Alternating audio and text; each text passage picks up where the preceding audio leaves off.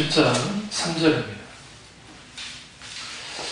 요한복음 17장 3절입니다. 영생 곧 유일하신 참 하나님과 그가 보내신 자 예수 그리스도를 아는 것이니라. 아멘. 말씀 제목은 신앙의 기초입니다. Basic of Faith, 신앙의 기초입니다. 우리가 하나님을 믿는다 할 때에 내가 하나님을 믿는 이유는 결국 천국을 가기 위해서 하나님을 믿죠. 그럼에도 불구하고 내가 천국 가기 위해서 하나님을 믿지만 그러나 천국 가는 것 자체가 신앙의 모든 것은 아닙니다. 왜 그러냐면 우리가 왜 천국을 가나요? 천국 가기를 원하나요? 영원히 살기 위해서 그럴 수 있죠. 영원한 기쁨을 누리기 위해서 그럴 수 있죠. 그러나 우리가 궁극적으로 천국을 가고자 하는 이유는 뭐냐면 그것이 우리에게 아주 중요한 이유는 뭐냐면 하나님과 영원한 사귐을 갖기 위해서는요. 만약에 천국이라는 곳이 하나님과 영원한 사귐이 없고 그냥 말 그대로 파라다이스인 거예요. 그러니까 완벽한 곳이라고 가정을 하죠. 그럼 그곳에서 인간이 만족할까요? 절대로 만족하지 못합니다. 왜 그러냐면 아담과 하와가 있었던 에덴 동산은 완벽한 곳이었습니다. 그럼 어떻게 할 수 있냐면 4개의 강이 흘렀다는 거예요. 동서남북으로. 강이 4군데로 흘렀다는 것은 풍요를 의미합니다. 완전한 풍요. 그리고 거기 먹을 거, 입을 거 필요 없었죠. 날씨가 너무 좋았기 때문에. 조금도 없었습니다. 그리고 거기는 어떠한 고통도 없는, 어떤 질병도 없는 그런 곳이었어요. 완벽하게 뭐예요? 완벽한 천국, 낙원이죠.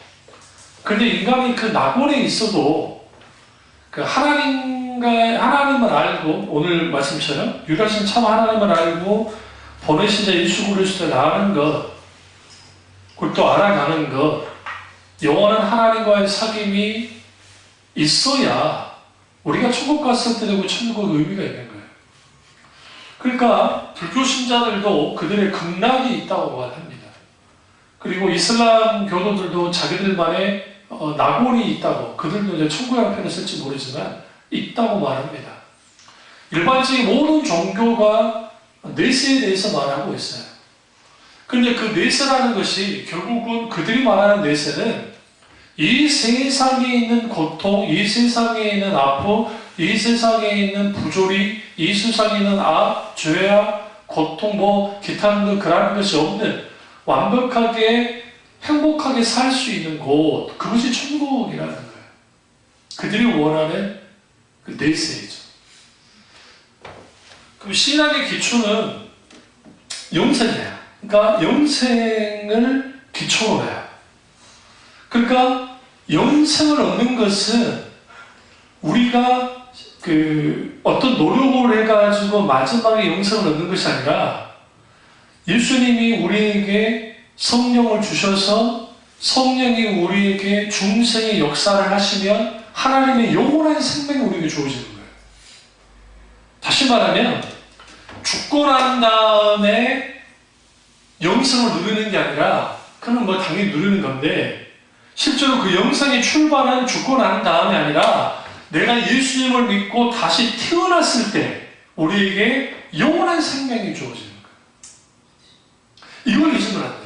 이게 가장 기본적이에요. 신앙의 기본. 그런데 많은 경우에 죽고 난 다음에 천국에 대해서는 사람들이 생각을 해요. 내가 죽고 난 다음에 천국 갈 거야.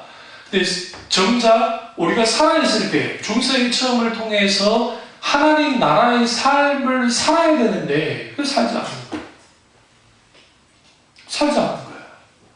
하나님 나라가 우리 가운데 임했으면 그 영원한 생명을 가지고 살아야 되는데 그렇게 살아가지 않는 일종의 이분법적인 논리를 가지고 신앙생활 하는 거예요. 그러니까 오늘날 교인들 중에 이거죠. 나는 천국 가기를 원해. 나는 천국 가면서 하나님 천국만을 바라보면서 살아야지. 그게 과거에 우리나라가 못 살 때 대부분이 내시지향적인 신앙을 가졌어요.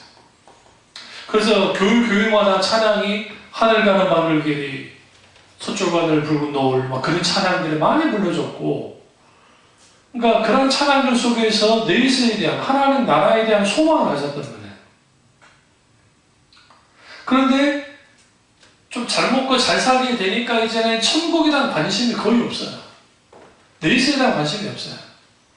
그러니까 어떤 교수님의 말대로 오늘날의 죽음의 문제에 대해서 말할 때 우리는 죽음의 문제를 어떻게 접하나요? 대부분 매스컴이에요. 어떤 유명인이 죽었다더라, 어떤 유명인이 어떻게 해서 했다더라, 사고로 어떻게 해서 사람이 죽었다더라 정도고, 또 우리가 길거리 걸어가다가 큰 병원이 있거나 장이 그걸 치르는 그러한 병원들이 있으면 그게 이제 장이 차 같은 게 보이면 저게 누군가가 돌아가셨구나 라는 생각을 하는 것이고, 또 우리 지인들 중에 누군가가 돌아가셨으면 그러면 돌아가셨구나 라는 정도로 생각하지, 사실 우리의 삶 속에서 일상적으로 죽음을 맞닥뜨리지 않아요. 그러니까 현대 문명이 인간이 마치 죽음이 없는 것처럼 만들어놨단 말이에요. 그러니까 병원이나 장례식장 병원이나 그런 데를 가야 그걸 볼 수 있는 그런 게 된 거죠. 그러다 보니까 그거 아니다 할지라도 많은 경우에 죽음에 대한 깊은 묵상함이 없어요. 메멘토 모리라고 하는 죽음을 준비하라 라는 말인데, 이게 이제 헬라 철학, 문화 속에 있는 겁니다. 근데 이러한 것들이 죽음 앞에 직면했을 때 그 죽음을 극복할 수 있는 것은 영원한 생명이에요. Eternal life, 영생.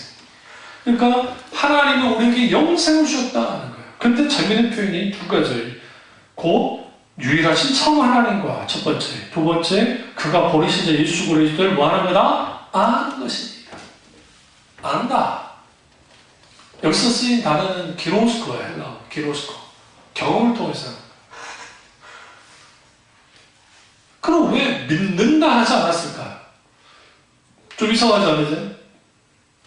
원래 우리의 생각을 하면 영생 곧 유일하신 참 하나님과 그가 보내신 자 예수 그리스도를 믿는 것이니다 라고 하면 사실 그 영생을 내가 믿음으로 영생을 얻을 수 있구나 라는 생각하겠죠. 그럼 왜 그만 유일하신 참 하나님을 아는 것이 영생을 얻는 것인가? 이게 무엇인가? 우리가 성경 읽을 때 신약에서 안다, 믿는다, 본다 이런 것을 거의 동의어적으로 써요. 그러니까 안다라는 표현 속에는 믿는다는 것을 이미 전제하고 있어요. 그걸 이해하고 말씀 보실 필요가 있고, 또 하나는 뭐냐면 여기서 안다라는 것은 누구를 알아야 돼요? 하나님이에요. 유일하신 하나님 왜 알아야 될까요? 유일하신 하나님이 영원하신 분이기 때문에. 그러니까 믿음에 있어서 가장 중요한 것은 믿음의 대상이 누군지를 아는 거예요. 아무리 자기가 믿음이 좋다 해도 대상으로서의 하나님이 왜곡되어 있으면 그 믿음은 왜곡된 믿음을 가져요. 그게 대표적인 게 바리새인들이고, 그 대표적인 게 예레미야 시대의 이스라엘 백성들, 이사야 시대의 이스라엘 백성들이에요. 상당수. 그리고 그럼 왜 예수 그리스도를 아는 것이 영생을 얻는 것과 관계가 있느냐? 그래서 우리에게 영원한 생명이 예수 그리스도를 통해서 주어졌기 때문에. 그래서 예수 그리스도를 뭐 해야 돼요? 알아야 돼요. 경험을 통해서 알아야 돼요. 성경의 조명 가운데. 요한복음 1장을 가보시죠. 요한복음 1장을 가보시면 12절 보시면 1장 12절 영접하는 자 곧 그 이름을 믿는 자에게는 하나님의 자녀가 되는 권세를 주셨으니 이는 혈통으로나 육종으로나 사람의 뜻으로 나지 않냐고 오직 하나님께로부터 난 자들이니라.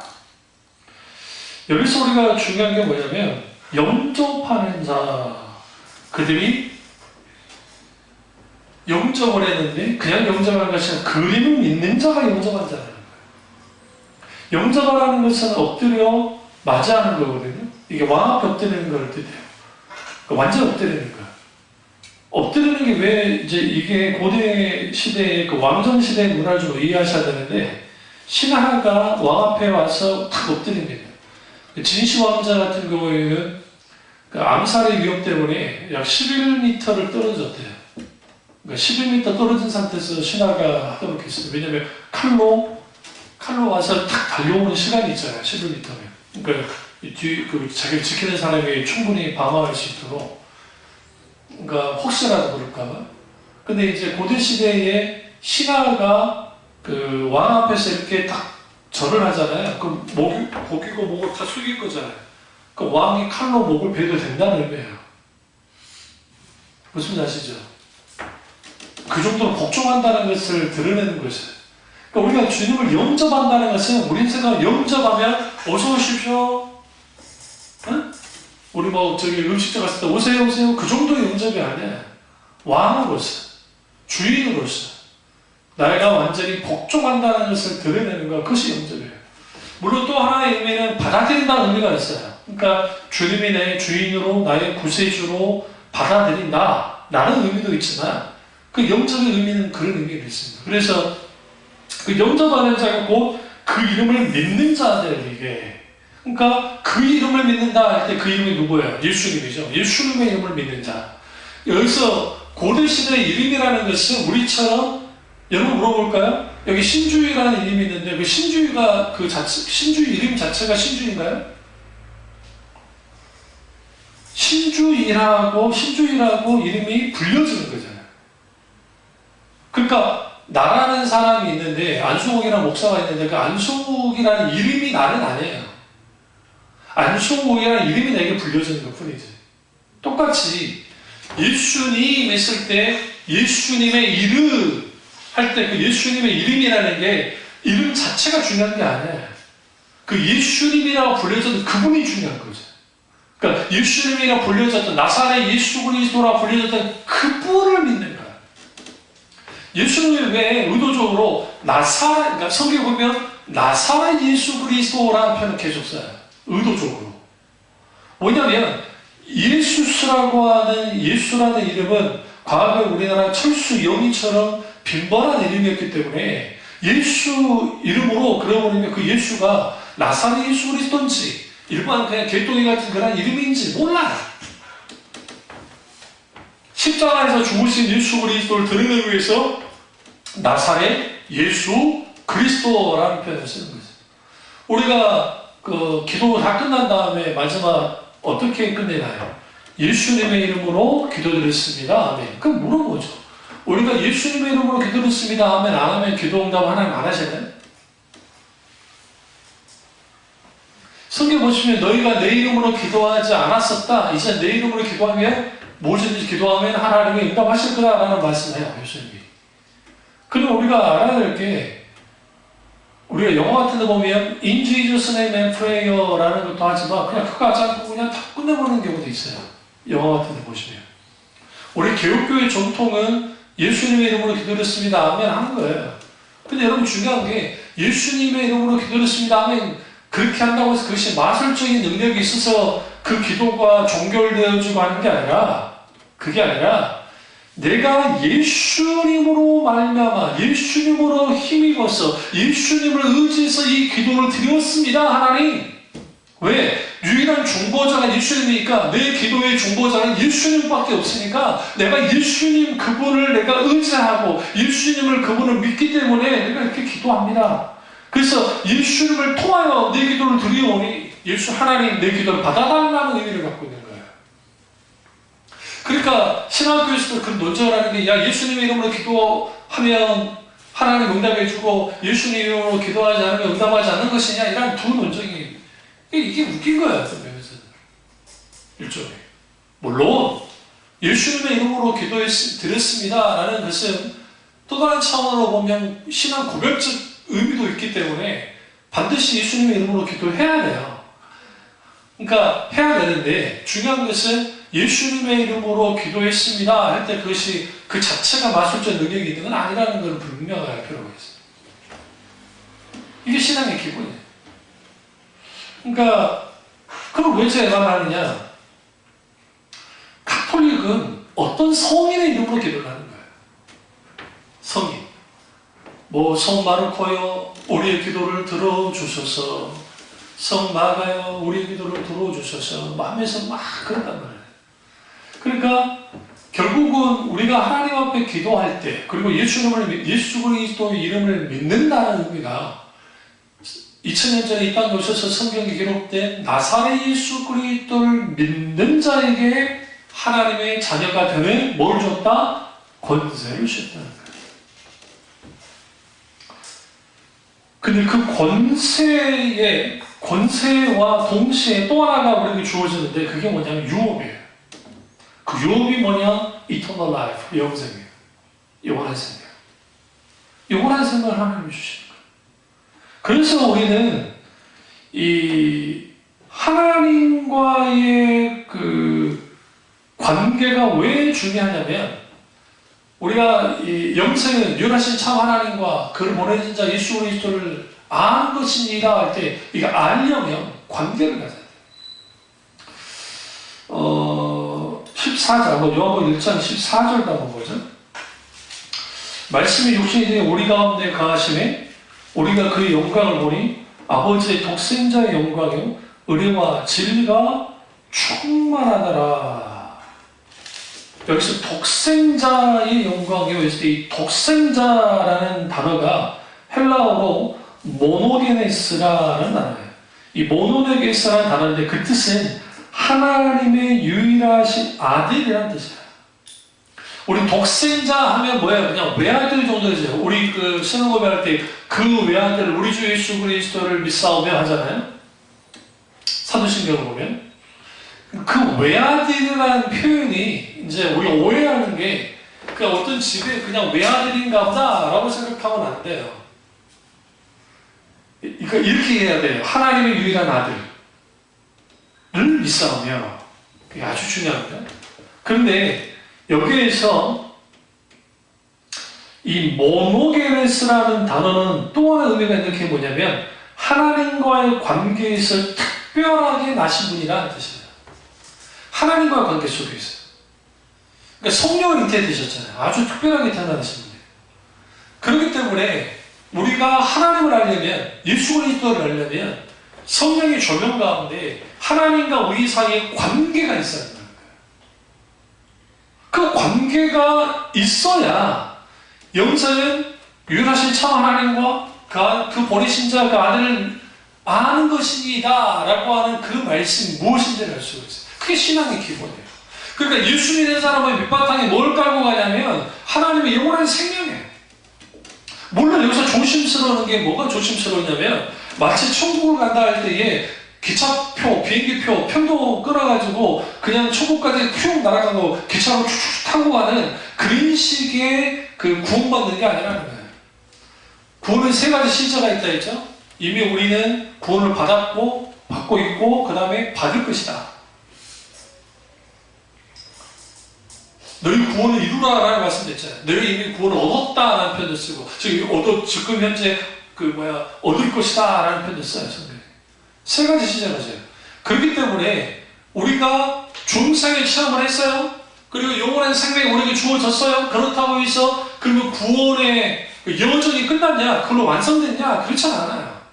구원의 여정은 하나님께 의롭게 여김을 받았다고 하는 칭의를 받았고 그 다음에 그 구원의 여정 속에 뭐가 따라가냐면 성화예요. 그렇게 나가요. 그게 뒷받침되어지는 그게 함께 가는 게 정말 구원받은 사람이에요. 정말. 근데 한국교회는 구원파와 별반 다를 게 없다는 말이 뭐냐면 이게 제 말이 아니고 김수현 박사님이 했던 말인데 구원론이 내가 어느 날인가 막 노나 은혜를 경험하고 막 눈물 콧물 다 짜면서 이제 하나님 용서해 달라고 하면서 중생의 체험을 했다고 합시다. 그게 자기 종교심에서 그런 건지 성경 역사하는지 그건 본인이 알 것이니까 그렇다 치고 그리고 난 다음에 예수 그리스도의 십자가의 그 죽으심과 그 복음이 내게 아주 강력한 영향을 끼치고 그리고 내가 정말 이제 구원받았다고 하는데 그리고 난 다음에 그 구원이 이제는 내가 완전히 완성이 됐다고 생각하는 거예요. 구원 열차 티켓 하나 딱 끄는 거예요. 이제는 나는 지옥 가고 싶어도 지옥 갈 수 없는 존재인 거예요.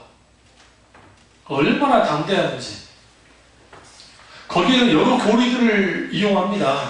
하나님의 견인의 교리. 견인의 교리라고 하는 뭐냐면 비록 하나님의 사람이 하나님을 떠난다 할지라도 끝까지 붙으시고 끝까지 하나님 부르신다는 교리.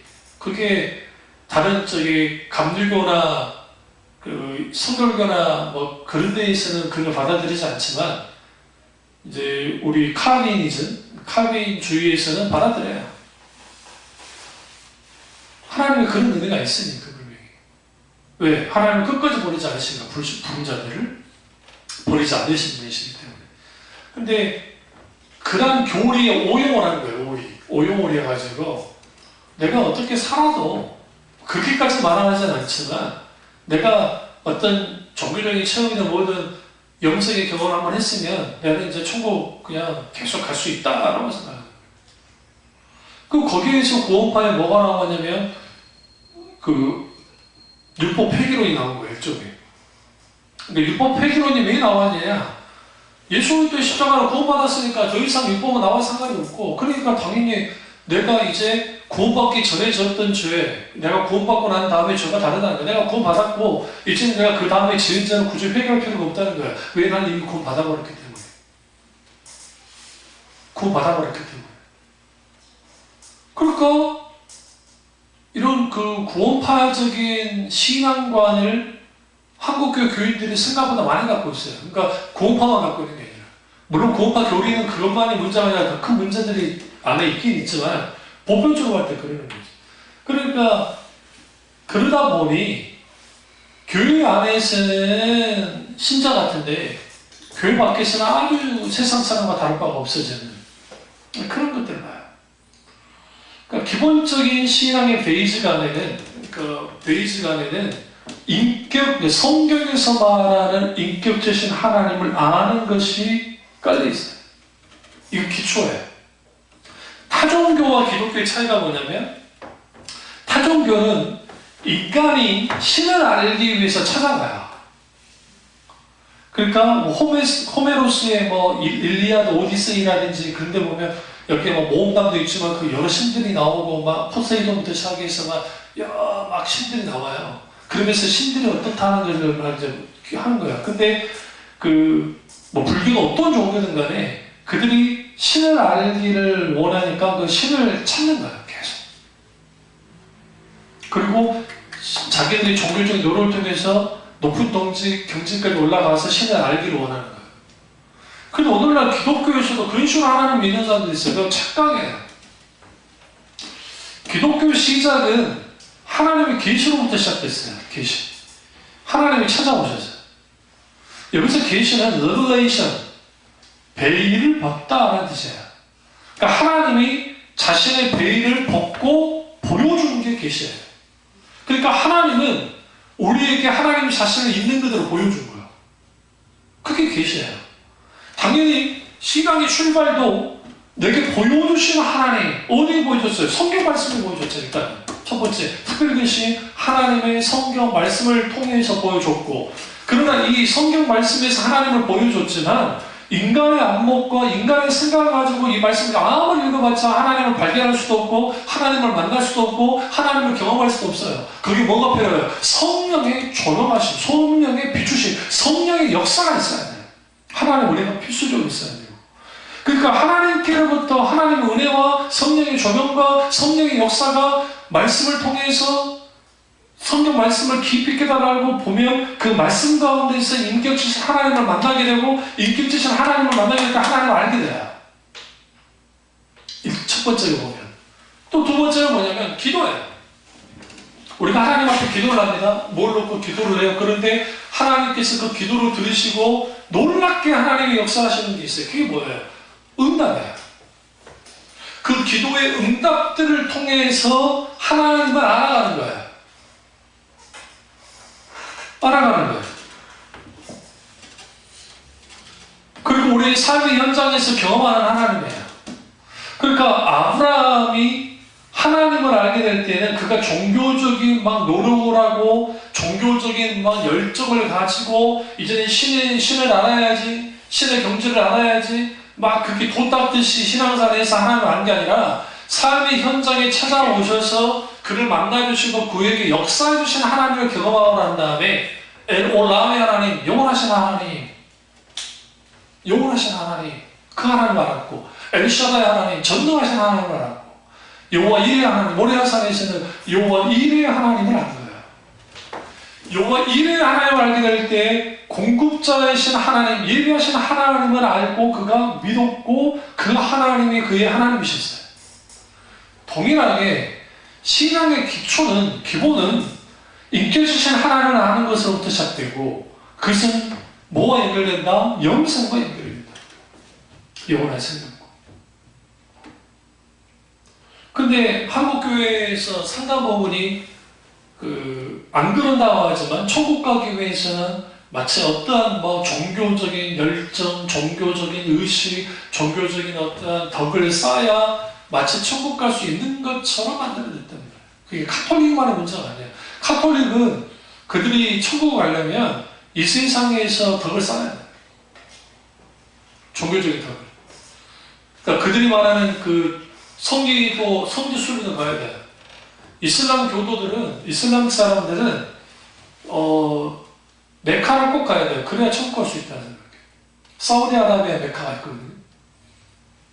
종파를 불문하고 거기 다 가서 갔다 와야 돼.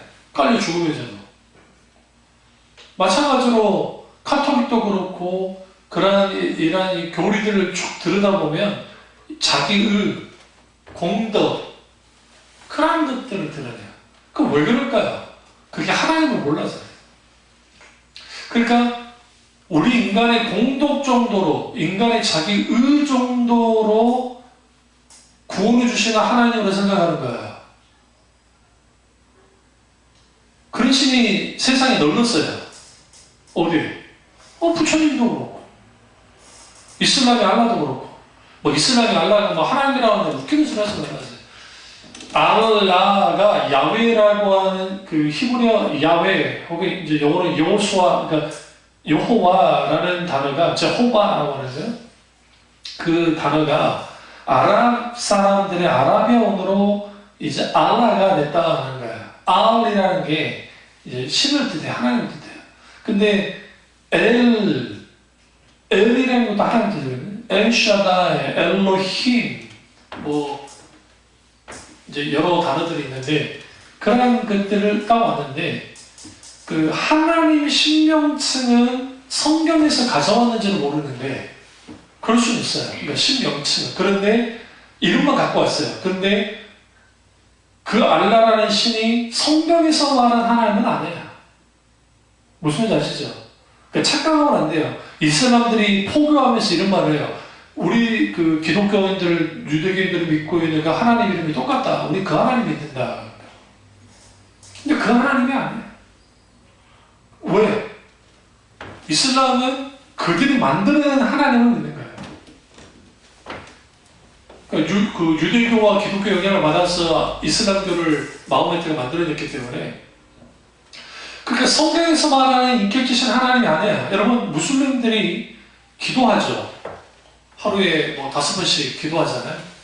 그러면 실제로 제가 어떤 강좌에서 강좌를 드리는데 이슬람권에 선교하는 그 선교사님이 이제 그 말씀을 이제 오랫동안 그 어느 적이라고 말하지 않았어요. 왜냐하면 이제 무슬림적이니까 혹시 위험할 수 있으니까 그러는데 그분이 그 말을 하는 거예요.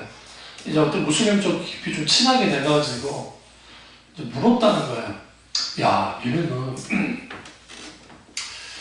그 하루에 5번씩 기도하는데 그거 어렵지 않냐? 야, 너는 기도할 그 거리가 없겠다.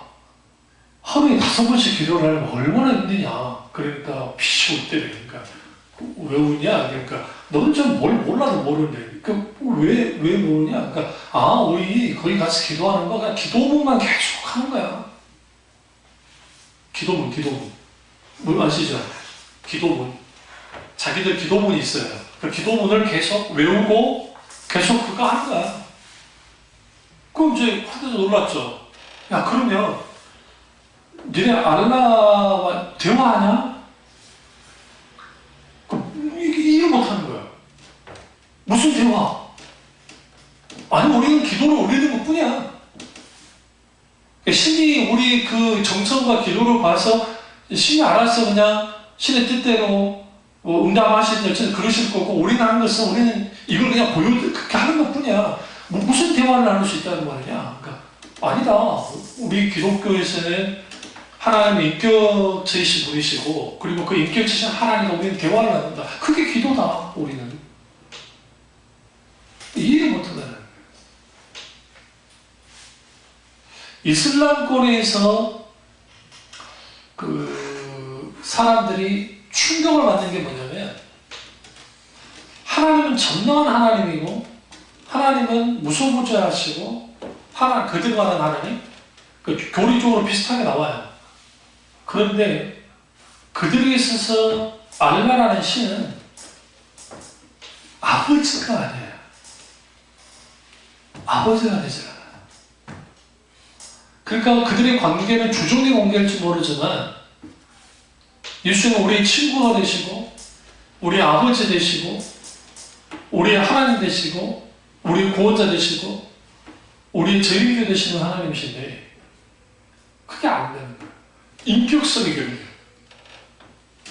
그러면 이슬람 교도들은 그렇다 쳐요.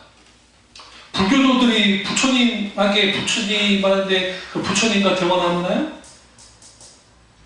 고타마 시타르타라고 하는 부처님이 단 한 번도 스스로를 신이라 한 적이 없어요. 그러니까 소승불교와 대승불교는, 우리 대승불교 영향을 받았는데, 언제 부처님이 스스로가 그 신이라고 그랬어요? 부처라는 뜻은 이거예요.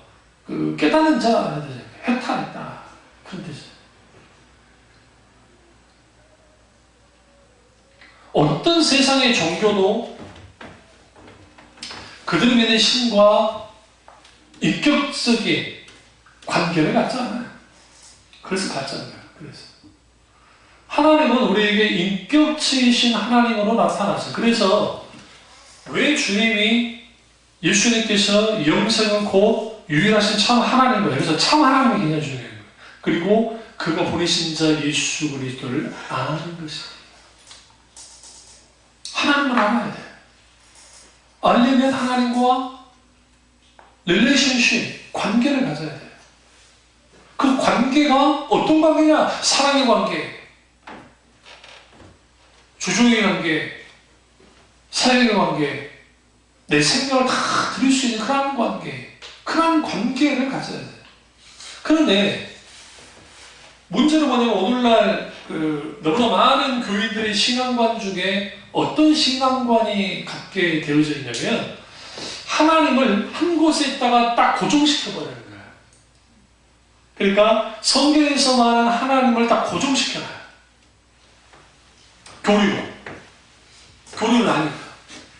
그러니까 하나님이 이런 분이고 저런 분이고 저런 분이라는 걸 성경을 통해서 성경을 읽다가 알아요. 고정을 시켜놓고 내가 원하는 하나님, 구미에 맞는 하나님을 취사 선택하는 거예요. 그러니까 나를 위한 하나님이 되도록 만들어요. 하나님을 위한 내가 아니라. 물론 하나님을 위한 나가 된다 할 때도 여기 조심해야 될 게 있어요. 그게 뭐냐면, 극단적 사명주의에 빠지면 이것도 문제가 돼요.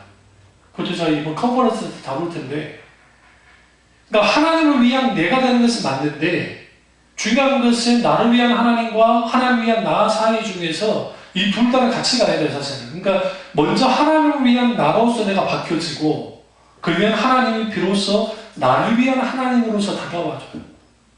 그게 아브라함의 하나님, 이삭의 하나님, 야곱의 하나님이셨어요. 성경의 것이.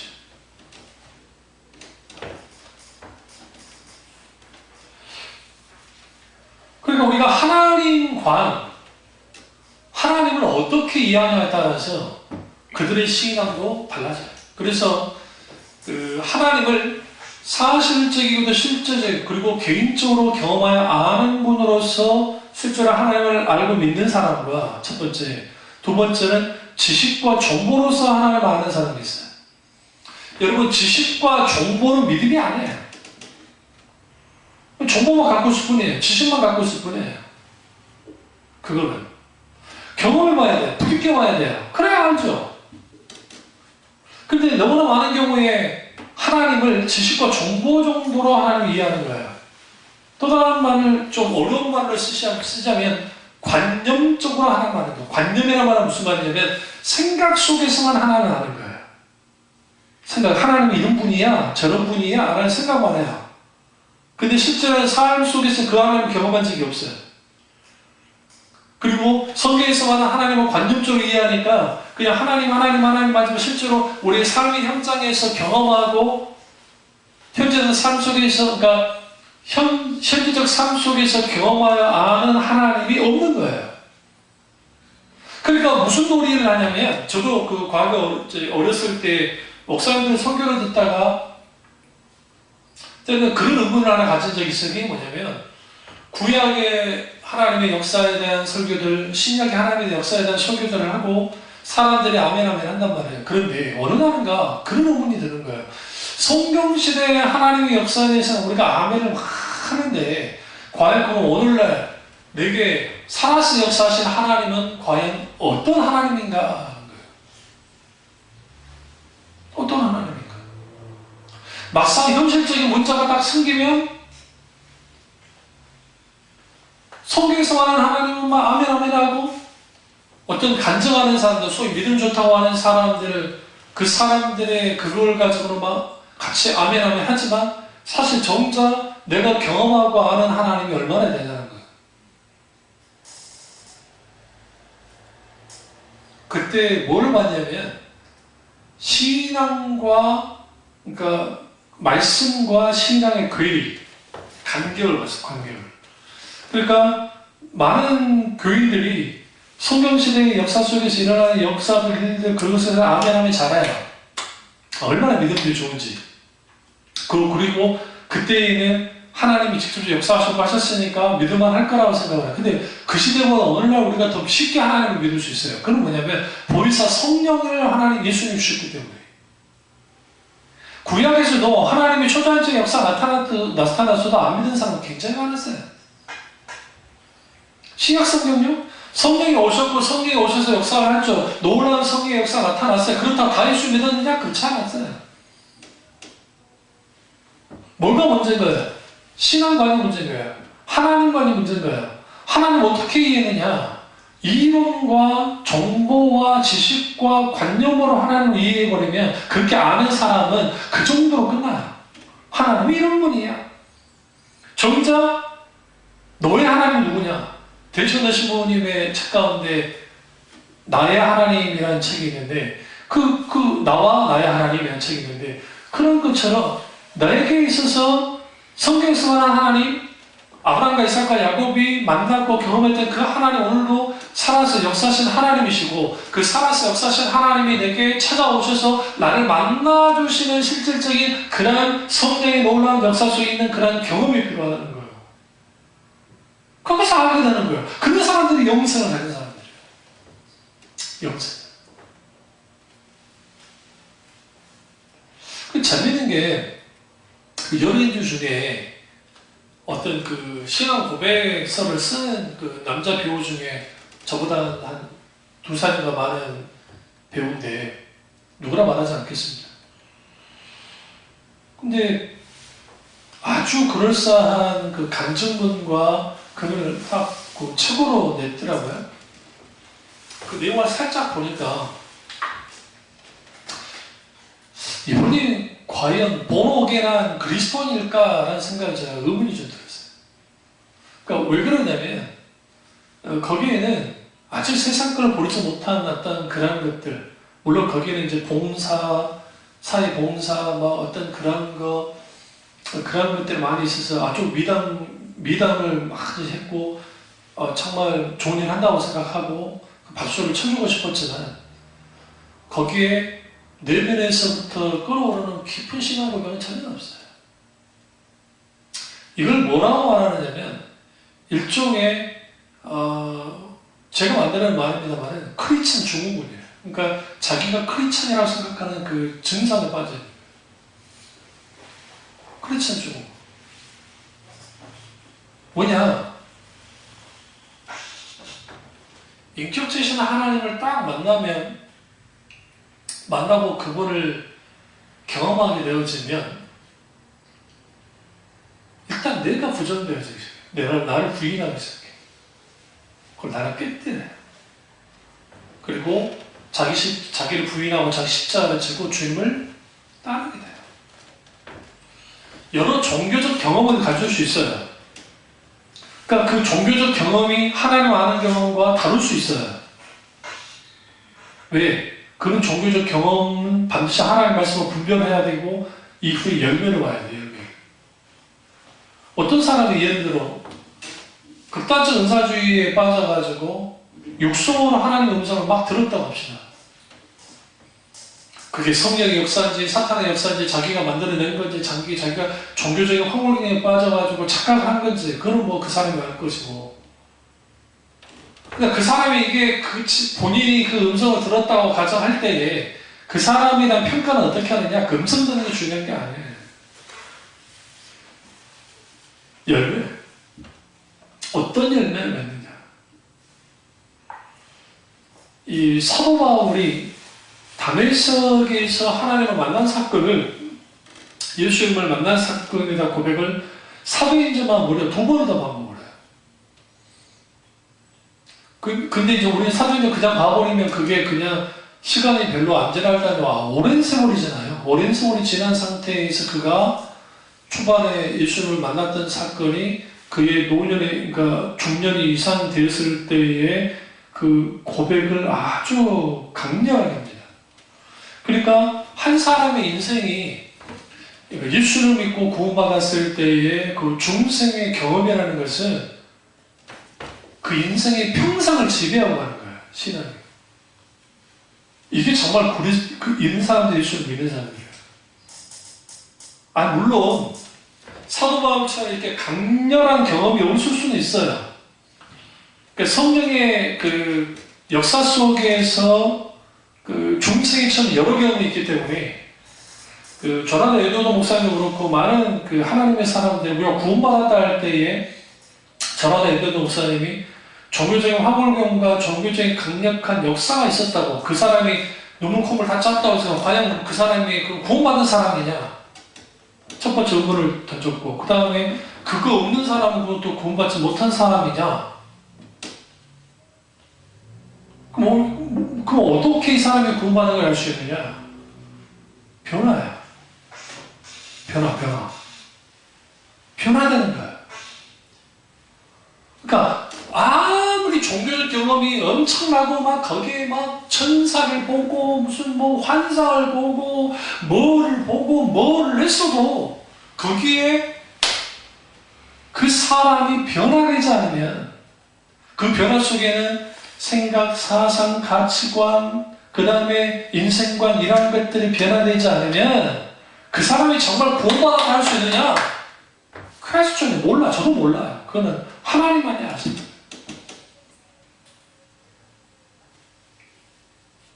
오늘날 신앙의 기초는 하나님을 아는 것입니다. 그럼 왜 하나님을 아는 것이 중요합니까?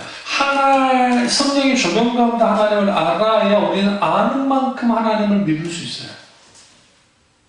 근데 그 믿는 과정 속에 뭐가 있게 되자면 우리는 하나님을 아는 만큼 하나님을 사랑해요. 하나님을 사랑하는 만큼 하나님을 신뢰해요. 신뢰가 믿음 관계인데 신뢰해요. 그러니까 우리의 믿음은 사랑을 바탕으로, 하나님을 알고 사랑하는 바탕 위에서 믿음이 세워지는 거예요.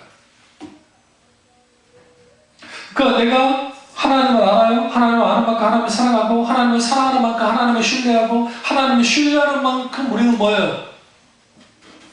충성해요. 행동으로 하나님 앞에 뭐예요? 순종의 모습을 보여드려요. 그 순종을 통해서 하나님은 뭐 하세요? 영광을 받으시고, 그 순종을 통해서 하나님 놀라운 역사가 나타나고, 그 순종을 통해서 우리가 어떻게 돼요? 하나님을 경험해요. 하나님 경험이라는 게 기도하다가 초자연적 역사를 경험하고 그런 것도 있겠죠. 응답을 경험하고 하나님의 감동을 경험할 수도 있죠. 그러니까 동시적으로 순종함을 통해서 삶의 현장에서 믿음으로 순종할 때 그 순종의 현장 속에서 하나님을 경험해요. 대표적인 게 실로암의 연못에 가서 눈을 씻어라라고 할 때 그 소경이 눈을 씻고 보게 되죠. 근데 여러분 이거 아셔야 돼요. 예수님이 다른 때는 그냥 말씀으로만 해가지고 그 소경을 고치셨는데, 못 보신 분들을 고치셨는데, 어쨌든 진흙을 발라가지고 붙이기만 하고 해도 그냥 떼어내면 그냥 낫게 됐는데, 일부러 침을 탁 뱉어가지고 진흙해가지고 딱 붙여준 다음에 너 실로암 가서 너 씻어라. 그거 보게 될 거다. 씻었는데 완전히 맞나요? 아니요. 성경 보시면 나무 토막 같은 게 서서 보였다 했어요. 그러니까 다시 돌아왔습니다. 그리고 중요하자 완전히 났어요. 보게 됐어요. 우리 이걸 통해서 뭘 알 수가 있냐면, 그 실로암까지 갔던 그 사람이 예수님의 명령을 듣고 실로암까지 가지 않았으면 하나님의 역사가 나타나지 않았다는 거예요. 그런데 우리는 이렇게 기대를 해요. 가서 예수님이 가라 했으니까 가서 실로암 목가에서 딱 씻었으면 즉시 보게 되면 얼마나 극적이에요. 그런데 나무 토막 같은 게 좀 움직여 다닙니다. 조금 보입니다. 라고 했고 다시 예수님께 와서 했고 예수님의 기도의 시작 그냥 이제 완전히 보게 됐단 말이에요. 여기서 예수님은 하나님 경험을 말하려고 하는데, 하나님 경험은 잘 들으세요. 어떤 공식이 없어요. 어떤 이론이 없다고요. 그러니까 이런 공식, 소위 은사주의자들이나 잘못된 그 신앙관을 갖고 있는 분들이 매뉴얼을 만들어요. 일종의 신앙의 매뉴얼. 그래가지고 이런 공식, 저런 공식, 저런 공식 이렇게 하면 하나님 역사를 경험할 수 있다. 그 대표적인 게 한국교회 널리 알려졌던 거, 소나무 뿌리를 뽑으면 거기에 역사가 일어나고, 소나무 뿌리를 하나 뽑으면 그게 그 은사를 경험하고, 엄청난 은사를 경험하고, 병도 고침받고, 문제도 해결할 수 있고, 그 일종의 신앙 공식을 만들어 놨단 말이에요. 그런 공식이 없어요, 성경 보시면. 하나님의 역사는 똑같이 일어나는 게 없어요. 왜냐하면 하나님은 살아서 역사하시는 하나님이고, 하나님의 주권 가운데 역사하시기 때문에. 그럼 왜 하나님이 그렇게 역사하실까요? 왜 다양하게 역사하셨을까요? 인간이 하나님께 다가올 때에 자기들의 신앙 경험과 신앙 공식 가지고 나와서 하나님을 찾아 나오길 원치 않은 거예요. 성경에서 말하는 하나님이 있는 그대로 하나님을 보고 나오길 원하는 거예요. 그러면 하나님께서 하나님이 원하신 대로 역사하기 원하시면 그 역사하시는 거예요. 그러니까 우리의 종교적 체험, 내가 엄청난 대단한 체험을 했다 할지라도 그 체험과 그런 걸 통해서 하나님은 이런 분이다 라고 단정하면 안 된다는 거예요. 그게 실수를 범하면 안 돼요.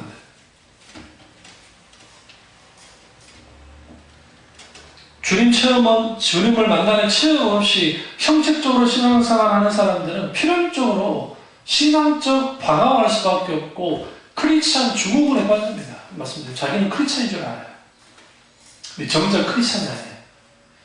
이번에 이제 컨퍼런스 때 다룰 것 중에 가장 중요한 게 뭐냐면, 기독신앙이 종교화인데, 기독신앙이 종교화를 촉발시키는 가장 원동력은 뭐였냐면, 강단의 설교의 변질도 있겠고, 또 잘못된 신앙관도 있겠고, 진리에서 벗어난 것도 있겠지만, 또 하나의 가장 큰 원인 중에 하나는 교회 안에 있는 무신론이에요. 그러니까 교회 안에 있는 무신론자. 그러니까 교회는 다녀요. 내가 하나님 믿는 줄 알아요. 그런데 정작 교회 안에서는 신을 찾아요. 그런데 하나님을 찾아요. 그런데 교회 밖에 삶, 직장 가면 저는 하나님이 없어요. 그러니까 세상 논리대로 세상 방법대로 살아가요. 이게 교회 안에 있는 무신론자예요. 이 교회 안에 있는 무신론자들이 뭘 만드느냐? 종교화를 촉발시켰어요. 그리고 그들이 상당수예요. 대다수예요. 이 말씀을 끝내겠습니다. 자, 90년대 초반에 교회를 탐방하는 사역제가 구해지지 않아서 이제 제대하고 난 다음에 복학하고 난 다음에 이제 사역제가 아직 나올 때가 아니어서 서울시에 있는 교회들, 큰 교회들을 탐방한 적이 있어요. 초등교회는 놔뒀어요. 초등교회는 너무 잘 알기 때문에. 그리고 그때 당시 그 교회 11시 예배는 다 참여했어요. 모든 예배들. 그때 느꼈던 게 뭐냐면, 그때는 지금도 사람들이 많이 모일 때고 사람들은 많아요. 근데 예배를 드리다가 참 가슴 아팠던 게 뭐냐면, 아주 화려하고 목사님 설교도 하시고 그리고 예배가 쭉 드려지는데, 거기에 그 성령의 놀라운 기름 부으심과 그리고 거기에 하나님의 임재가 전혀 느껴지지 않는 거예요. 거의 대부분의 교회가. 아닌 교회도 있긴 있었지만, 그걸 보면서 나는 저런 교회를 개척하면 안 되겠구나 라는 생각을 했었는데, 그때 느껴진 게 뭐냐면, 기계적으로 큰 교회들이니까 예배, 뭐 1부 예배, 2부 예배, 3부 예배, 4부 예배 하고 쭉 들어와서 예배 드리고 나가고 또 들어오고 나가고 들어오고 나가고 하는 그 모습을 보니까 참 아닌데 라는 생각이 들었어요. 이미 그때도 이원론적인 신앙에 대한 비판이 많을 텐데, 그런 것들이 이제 그 시대에, 그때 제가 젊었잖아요. 제가 20대이니까. 그때 당시 중장년층, 그러니까 중년층, 뭐 30대, 40대, 그분들이 이미 이제 60대, 70대 된 거 아니에요. 그분들이. 그러니까 그런 식으로 신앙생활 해오신 분들이 오늘날 중직으로 있으면, 그 이제 장로님, 권사님, 교회 중직들일 거 아니에요. 그 있으면 당연히 종교와는 당연한 것이 될 거예요. 그러니까 교회 안에 종교적은 종교화는 그러니까 종교적으로 하나님을 믿어요. 기독교 종교. 그래서 때로는 교리, 때로는 어떤 것에 대한 말도 하고 해요. 그러나 정작 살아서 역사하신 겹치신 하나님에 대한 신앙 고백이 결여될 수 있어요. 이런 현상이 왜 나오느냐? 신앙의 기본이 기초인 하나님을 아는 것, 이것에 대한 왜곡이에요. 그러니까 하나님에 관해서 아는 것은 하나님을 아는 거라 착각하는 거야. 하나님 이론으로, 하나님 지식으로, 성경 공부로 배운 거, 그게 하나님 알았다고 생각하는 거 아니에요. 그거 중요해요. 동시적으로 그 인격자 하나님의 성령의 조명 가운데 경험하여 알게 될 때, 비로소 신앙이 출발된다. 그게 신앙의 기초이고 기본이에요. 그것을 예수님이 말씀하십니다. 그걸 알고, 다시 한번 우리 신앙의 기초를 다듬으시고, 들여다보시고, 하나님을 아는 지식, 그 지식을 갖는 저와 여러분 되시기를 주님의 이름으로 축원합니다. 기도하겠습니다.